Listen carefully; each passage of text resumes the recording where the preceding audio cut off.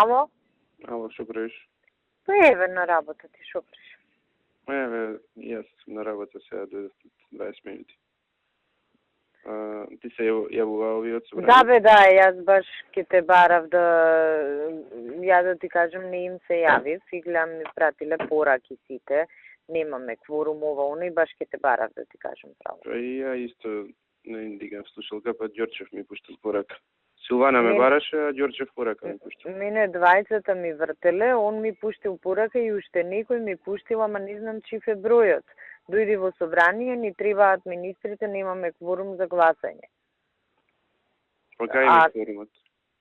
Па не знам без оки, кај им се пратеници да му се сневиди, дојде до тројца министри. Јас, да ти кажам, пошто знам за шо е гласањево, се мислев да му пуштам порака на Ѓурчев дека не сум у Скопје.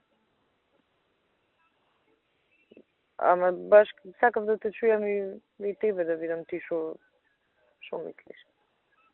Шо да мислам, не сум одушевен, а од друга страна да не испадне брука пак, не знам шо да правам. Не знам кај се другите, да можам да дознам кај се и зашто ги нема. Немам кого да прашам. Дали ќе се пополни е полесно, ама нема со кого да се збори. Немам кого да прашам ако се јавам. Знаеш, ако се јавиш, првото прашање е тука си или не си тука. Па после се друго. Не, сум Крушево, сум сега ќе тргнам. Така да стегнеме едно. Мора да се збори со некој за да знаеме дали, ако се збори, они ќе притискаат,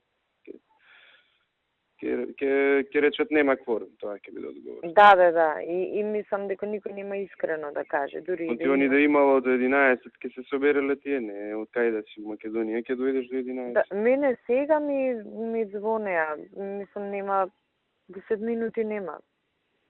Баш сега непосредно пред ти да се јавиш и ја ќе ти вртев. Пошто предпоставував дека и тебе те бараат.